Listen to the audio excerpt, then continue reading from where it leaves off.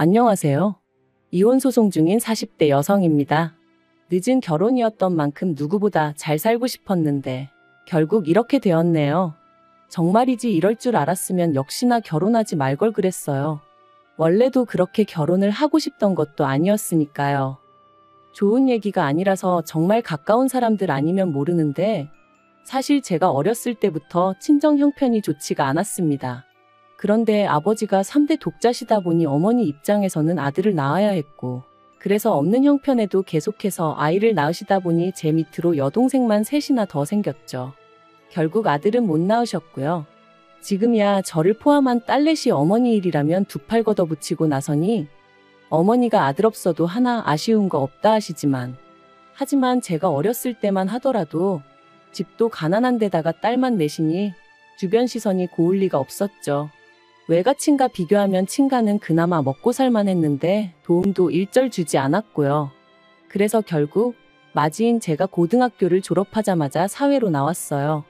제 입으로 말하기 뭐하지만 공부도 곧잘 했기에 대학에 꼭 가고 싶었는데 맞이가 뭐라고 제 욕심은 잠시 접어두고 고생하는 부모님에게 조금이라도 힘이 되어드려야겠다는 생각뿐이었죠. 지금도 그때를 생각하면 복잡한 심정이에요. 아무튼 그렇게 저는 남들보다 일찍이 사회생활을 시작했고 그런 저에게 연애나 결혼은 꿈만 같은 이야기였죠.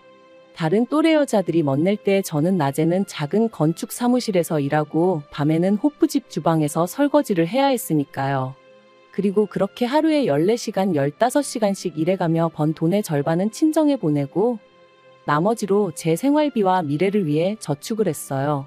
미용실 가는 돈이 아까워서 집에서 대충 자른 머리를 질끈 묶었고 옷은 계절이 돌아올 때 위아래 딱 한 벌씩만 새로 사가면서 말해요. 정말이지 지금 생각해보면 어떻게 그러고 살았나 싶지만 그때는 그렇게 사는 게 맞는 거라고 생각했습니다. 그래서 힘들다는 생각은 했어도 잘하고 있다 믿었고 지금도 후회는 없어요. 그리고 그렇게 살다 보니 어느새 제 나이가 35이 넘어갔고 둘째 여동생은 시집을 갔네요. 그리고 어느덧 셋째 여동생도 취직하고 막내도 대학 졸업을 앞두고 있었죠.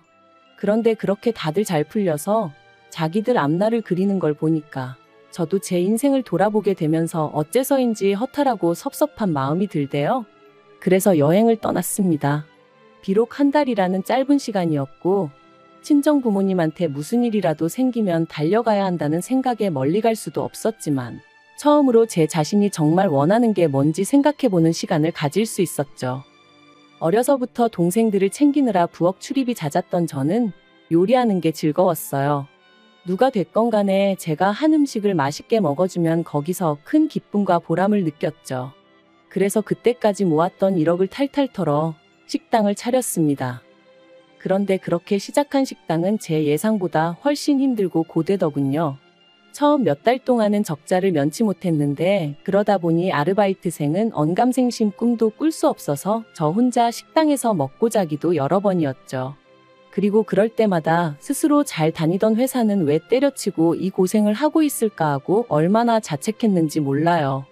하지만 사람이 죽으라는 법은 없다고 그래도 포기하지 않고 1년 넘게 버텼더니 조금씩 사정이 나아지는 게 느껴졌어요. 그리고 또 몇 달이 지난 후에는 그래도 제 인건비는 가져갈 정도는 되었고요. 그리고 거기서 안주하지 않고 제 나름대로 이런저런 도전도 해보고 그랬더니 3년이 되기 전에 다른 동네에 매장도 하나 더 열게 되고 제가 제 사업 어떻게 키웠나 이야기하려고 지금 펜을 든 건 아니니까 이 이야기는 이쯤에서 줄이도록 하겠습니다만 아무튼 이후로는 이것저것 뗄거다 떼고 한 달에 못해도 1,000은 제 몫으로 돌아왔어요. 그리고 모든 게 어느 정도 안정을 찾았다 싶었을 무렵 식당 단골 손님의 소개로 남편을 만났습니다. 고졸인 저와는 달리 대한민국에서 몇 손가락 안에 드는 대학을 졸업했다는 저보다 1살 많은 남자였지요.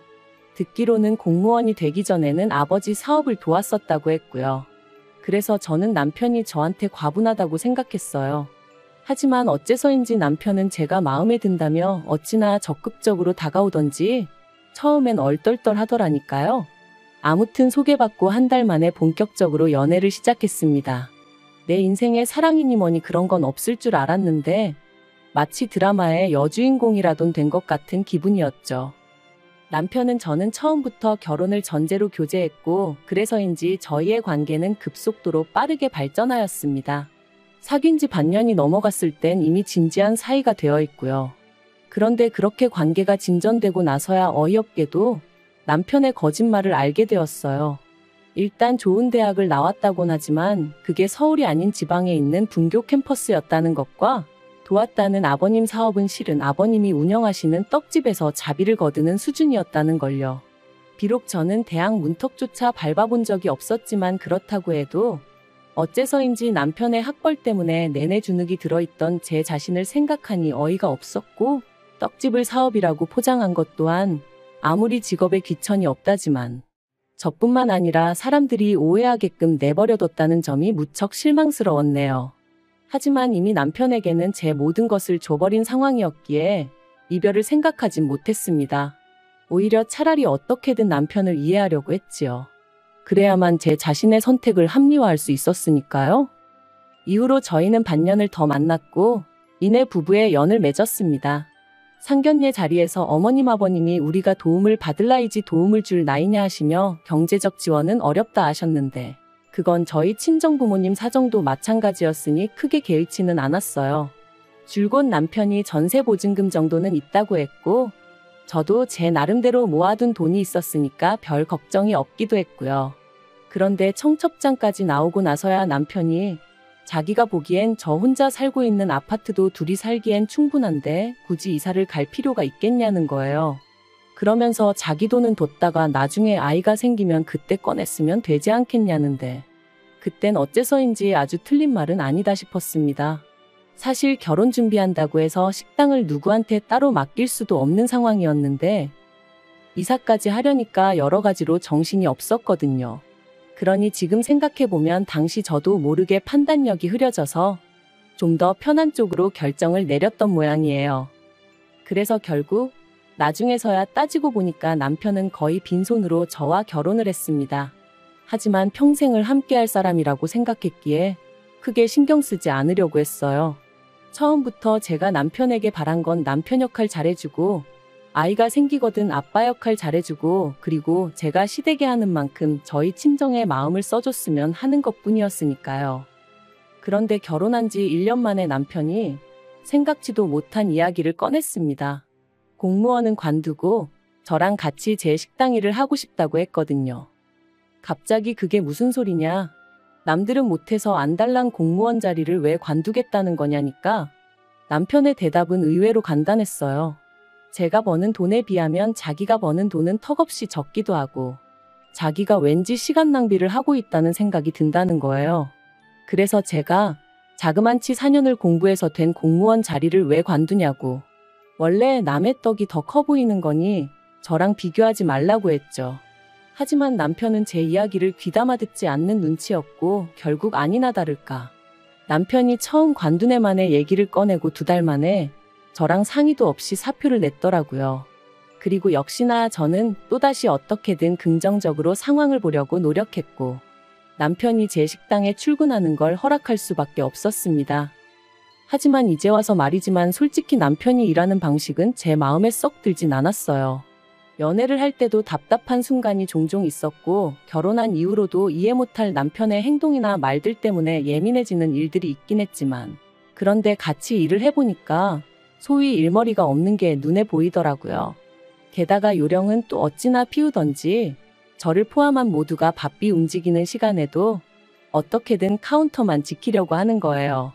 그래도 돈은 남자 사장이 받아야 손님들도 함부로 시비를 안 건다는 황당한 이유를 대면서 말이죠. 그리고 이건 여담이지만 언젠가부터 남편이 스스로를 사장으로 부르는 것도 솔직히 어이가 없었습니다.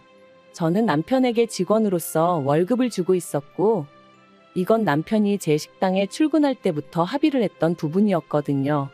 하지만 그럼에도 불구하고 다른 직원들 말로는 저만 없으면 남편이 사장 행세를 한다더니 한 반년쯤 지나가니까 제 앞에서도 아주 당당하게 스스로를 남자 사장이라고 칭하더라니까요. 하지만 그렇다고 그런 남편을 다른 직원들 앞에서 시쳇말로 쪽팔리게 할 수도 없고 그러니 그냥 이따금씩 호칭은 확실히 하자고 애둘러 말하는 정도만 했는데 들어먹질 않대요.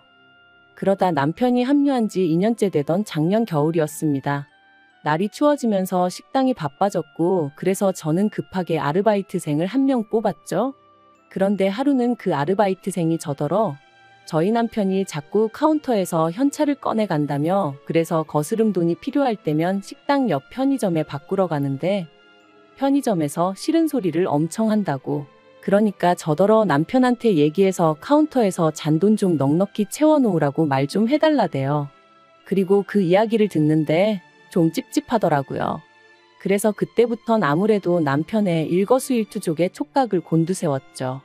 그리고 며칠 뒤 남편이 샤워를 하러 들어갔는데 핸드폰이 울려서 슬쩍 보니 어머님 아버님이 이번 주는 왜 20만 원이냐 하며 어쨌든 잘 쓰겠다 하고 보내셨더라고요. 그리고 그 문자를 보고 저는 의아할 수밖에 없었습니다. 왜냐하면 시부모님께는 매달 초 50만 원씩 보내드리고 있었는데 그때는 12월 중순이었고 게다가 이번 주는 뭐고 20만 원은 뭔지 뭔가 앞뒤가 안 맞는 게 도무지 마음에 걸려 결국 남편의 핸드폰을 열었습니다. 그리고 남편의 핸드폰을 통해 알게 된 사실은 정말 황당했어요. 따지고 보니까 대충 제 식당에서 일한 게 2년이라 치면 그중 1년하고도 5개월 동안 식당 현금 매상을 빼돌리고 있었으니까요. 자기 딴에는 완전 범죄라도 꿈꾼 건지 어찌나 자세히 적어두었던지 그리고 그 돈은 대부분은 시부모님에게 흘러간 듯 했습니다. 적게는 한 주에 20만 원, 어떤 주는 30만 원. 계산해보니까 대충 1,400만 원이 시댁에 들어갔더라고요. 그런데 저는 그것도 모르고 매달 생활비에 보태시라고 돈 보내드려. 생신은 생신이라 보내드려. 명절은 명절이라 보내드려. 곰곰이 생각할수록 속에서 열불이 오르더라니까요. 분노가 주체가 되질 않아 손발이 덜덜 떨리던 와중에 남편이 화장실에서 나왔습니다. 저를 보고는 무슨 일 있냐 하더니 이내 자기 핸드폰을 보고 상황 파악이 된 듯했어요. 그리고 저는 남편이 미안하다고 납작 엎드리기라도 할 줄 알았는데 남편의 반응은 정말 뜻밖이었습니다. 왜 남의 폰을 보고 그러냐면서 저더러 수준 없다고 했으니까요. 어처구니가 없어서 그게 지금 할 소리냐니까 자기야말로 이렇게 된 거 할 말 좀 해야겠다더니 아무리 제 식당이라지만 자기 스펙이 있고 그래도 자기가 무려 공무원식이나 하던 사람인데 한 달에 250만 원을 주는 게 말이 되냐는 거예요. 그래서 제가 남편더러 당신 일주일에 많아봤자 4일 나오고 아무리 바빠도 8시간만 하고 들어가지 않냐. 그리고 공무원이고 뭐고 당장 칼질도 못해서 주방일은 거들지도 못하면서 250이 적다는 게 말이 되냐 하고 받아쳤습니다. 그랬더니 남편이 자기는 제 의견을 받아들일 수 없네 어쩌네 하더니 아무튼 자기 생각에 월급이 너무 적어서 자기가 알아서 더 챙겨간 거래요. 자기 생각엔 그래도 400 정도는 받아야겠다 싶어서 거기에 대충 맞췄다나요? 진짜 황당하고 기도 안 찼죠. 그래서 남편더러 어떤 직원이 셀프로 임금을 챙겨가냐. 진짜 웃기지도 않는다. 내일부터 그냥 나오지 마라 했습니다. 당신 목 생활비는 나가서 막노동을 하든 알아서 벌어와서 내놓으라고. 내일부턴 아주 칼같이 따져가며 살자는 말과 함께요. 그랬더니 적반하장도 유분수지. 자기가 그렇게까지 하면서 저랑 왜 사냐입니다. 제가 나와달라고 해도 자기가 이제 나갈 마음이 싹 사라졌다면서 자기 없이 한번 장사해보래요. 자기한테 도와달라고 와서 빌어도 소용없을 거란 헛소리를 하면서요. 그리고는 자기 지갑하고 차키 챙겨서 나가는데 저 사람이 내가 알던 그 사람이 맞나 싶은 게 열받고 분한 건 당연하고 동시에 허무하고 허탈하고 왜인지 눈물이 주룩주룩 나더라니까요. 솔직히 남편 없이도 잘 굴러가던 식당이었기에 남편이 나오든 안 나오든 그건 문제가 아니었어요. 신경도 안 쓰였고요. 그래서 전과 다르지 않게 계속해서 영업을 이어갔습니다. 그리고 그렇게 한 달이란 시간이 흘렀을 무렵 어째서인지 시부모님이 연락도 없이 남편을 데리고 식당에 오셨더군요. 당신들이 보기에 부부싸움을 이 정도로 했으면 충분하다면서 이제 서로 이해하고 용서해주라면서 말이죠. 까놓고 남편이 싹싹 빌어도 부족할 판이었는데 서로 뭘 이해하라는 건지. 그래서 시부모님더러 됐다고 그냥 남편 데리고 가시라 했습니다. 없이 지내보니 제 예상보다 훨씬 지낼만 해서 이참에 아예 이혼하는 게 나을 것 같다면서요. 그랬더니 어머님이 하시는 말씀이 남편이 말없이 돈을 가져간 건 잘못한 게 맞지만 그런 행동을 하게끔 만든 건 저 아니냐면서 남편한테만 뭐라고 하지 말라대요. 아무리 제 식당이라지만 사람들 눈이 있는데 남편을 다른 직원들하고 똑같이 대한 것도 문제고, 남편이 저한테 사장님하고 부를 때마다 얼마나 자존심이 상했겠냐고요. 거기다 월급마저 저한테 받았었으니 그 속이 말이 아니었을 거라나요? 하지만 그게 다가 아니었습니다. 어머님께서 갑자기 제 두 손을 꼭 쥐시고는 이참에 식당을 남편에게 넘기라고 하셨거든요. 그리고 저는 가끔씩 나와서 일 도와주는 정도로만 하고, 앞으로는 집에서 남편이 가져다주는 돈 받아 쓰면서 조신하게 여자로서 진정한 행복을 누려보래요. 자고로 여자는 남자 그늘 아래 있을 때가 제일 편하고 행복한 법이라면서 제가 그걸 모르니 이렇게 부부간의 싸움이 날 수밖에 없는 거라고요. 그러니까 한마디로 제 식당을 남편에게 통째로 공짜로 넘겨라. 말도 안 되는 소리잖아요? 그래서 어머님더러 꿈 깨시라 했습니다. 남편한테도 김칫국 그만 마시고 네 부모님 모시고 나가라고 했고요. 그리고 결국 남편하고는 이혼 소송을 시작했습니다. 협의 이혼으로 조용히 끝내고 싶었지만 남편이 제 식당을 위자료로 달라고 했거든요. 그래서 이 인간은 곱게 말이 통할 리가 없겠구나 싶어서 가게 돈 횡령한 거 민사 걸고 이혼 소송은 이혼 소송대로 시작하게 되었죠. 앞으로 짧으면 1년 길게는 3년까지도 걸릴 거라는 변호사의 말이 절망적이었지만 그래도 포기하지 않을 겁니다. 그간 알게 모르게 뜯긴 돈이 얼만데 더는 이런 한 푼 뺏길 수는 없으니까요. 그렇게 사내 노릇, 남편 대접 받고 싶었으면 평소에 똑바로 행동했어야지. 정말 이렇게 치졸하고 손버른 나쁜 사람과 한 입을 덮고 살았다는 게 수치스러울 뿐입니다. 만약 저에게 기회가 있다면 효도고 나발이고 네 분수껏 하고 살라는 말을 꼭 해주고 싶네요.